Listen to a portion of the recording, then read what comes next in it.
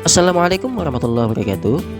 Halo, perkenalkan kami Slamet Riyadi, Wahid Lafi Naim, Nikma, peserta Latsar CPNS golongan 3 angkatan 19, kelompok 4, BPSDMD Provinsi Kalimantan Selatan. Pada kesempatan kali ini, kami akan memaparkan tugas kelompok pada agenda 3, yaitu Mind Mapping implementasi Wall of Government di era transformasi digital sesuai dengan potensi lokal. Mari kita mulai pemaparannya.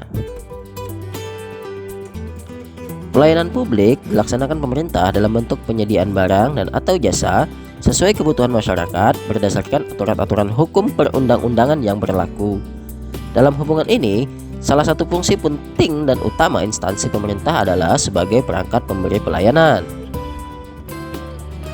Sayangnya, pelayanan publik di Indonesia masih belum memenuhi level atau kualitas yang diharapkan oleh masyarakat umum, terutama untuk menghadapi tantangan seperti perkembangan kebutuhan masyarakat yang semakin maju dan persaingan global yang semakin ketat.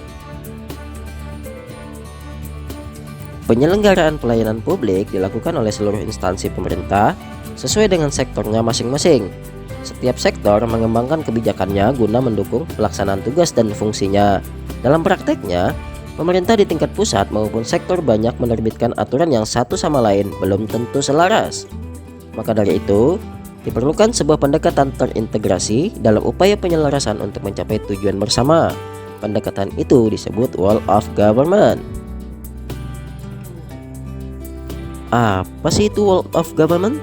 Atau apa itu WOG?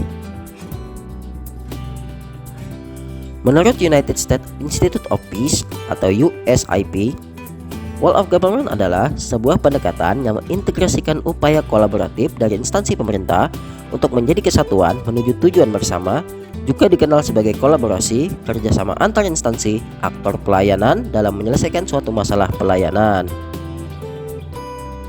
Menurut laporan APSC, agen layanan publik bekerja lintas batas untuk mencapai tujuan bersama dan sebagai respon terpadu pemerintah terhadap isu-isu tertentu.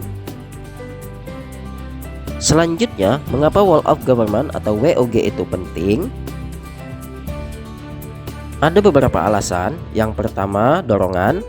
Adanya faktor eksternal seperti dorongan publik dalam mewujudkan integrasi kebijakan, program pembangunan dan pelayanan agar tercipta penyelenggaraan pemerintahan yang lebih baik.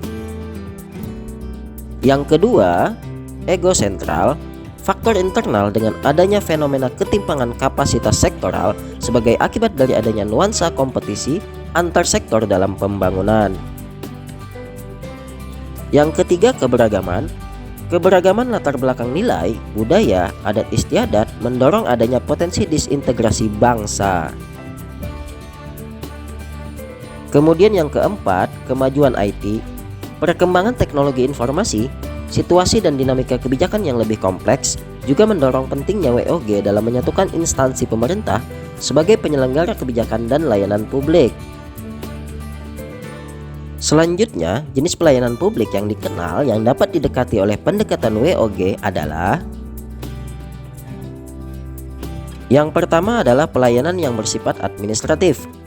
Pelayanan publik yang menghasilkan berbagai produk dokumen resmi yang dibutuhkan warga masyarakat seperti KTP, status kewarganegaraan, status usaha, surat kepemilikan, atau penguasaan atas barang, termasuk dokumen-dokumen resmi seperti SIUP, izin trayek, izin usaha, akta, kartu tanda penduduk, sertifikat tanah, dan lain sebagainya.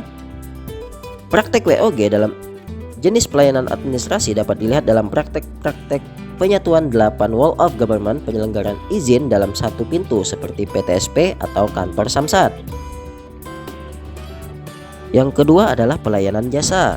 Pelayanan yang menghasilkan berbagai bentuk jasa yang dibutuhkan warga masyarakat seperti pendidikan, kesehatan, ketenagakerjaan, perhubungan, dan lainnya. Yang ketiga adalah pelayanan barang.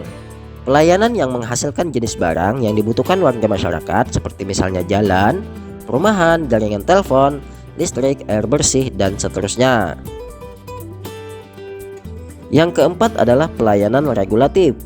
Pelayanan melalui penegakan hukum dan peraturan perundang-undangan maupun kebijakan publik yang mengatur sendi-sendi kehidupan masyarakat. Berdasarkan polanya, pelayanan publik dibedakan menjadi 5 macam pola pelayanan, yaitu 1. Pola pelayanan teknis fungsional. Suatu pola pelayanan publik yang diberikan oleh suatu instansi pemerintah sesuai dengan bidang tugas, fungsi, dan kewenangannya. Contoh pemungutan oleh kantor pajak. 2. Pola pelayanan satu atap. Artinya, pelayanan yang dilakukan secara terpadu pada satu instansi pemerintah yang bersangkutan sesuai kewenangan masing-masing.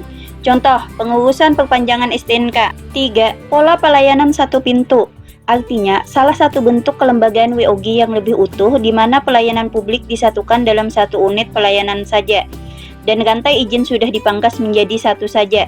Contoh, perizinan kantor BKPM, Badan Koordinasi Penanaman Modal. 4.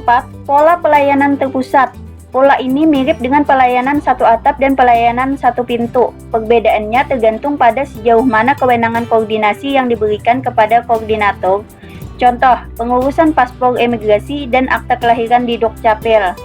5. Pola pelayanan elektronik, artinya pola pelayanan yang paling maju dengan menggunakan teknologi informasi dan komunikasi yang merupakan otomasi dan otomatisasi pemberian layanan yang bersifat elektronik atau online sehingga dapat menyesuaikan diri dengan keinginan dan kapasitas masyarakat pengguna. Contoh, e-Samsat, e-Paspor, e-Lapkin, dan sebagainya. Implementasi Wall of Government di Kabupaten Hulu Sungai Utara telah berjalan dan mulai mendapat respon positif dari masyarakat.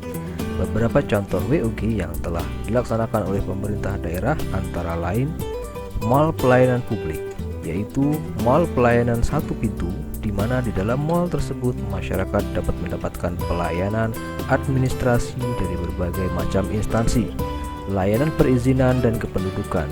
Contohnya, pelayanan dari Dinas Kependudukan dan Pencatatan Sipil, yaitu pengurusan pembuatan kartu tanda penduduk, pengurusan kartu keluarga, pembuatan kartu identitas anak, dan lain-lain. Contoh lainnya, pelayanan dari Dinas Penanaman Modal, yaitu layanan pengurusan izin mendirikan bangunan, pengurusan surat izin tempat usaha, dan lain-lain. Dengan hadirnya mall pelayanan ini, diharapkan masyarakat Kabupaten Hulu Sungai Utara mudah untuk mencari tempat pelayanan karena terpusat dalam satu tempat. E-Lapkin adalah aplikasi yang digunakan untuk menghimpun laporan kinerja aparatur sipil negara. Sirup adalah aplikasi sistem informasi rencana umum pengadaan yang digunakan untuk menayangkan informasi rencana umum pengadaan pada SKPD di Kabupaten Hulu Sungai Utara.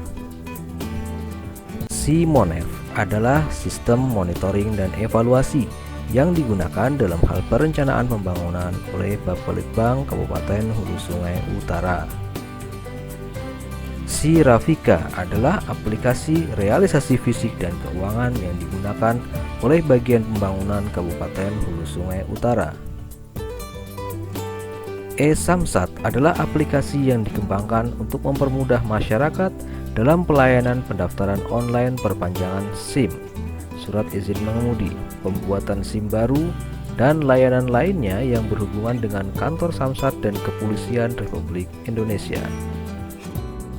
Demikian tadi pemaparan tentang implementasi Wall of Government di era transformasi digital sesuai dengan potensi lokal dari kelompok kami.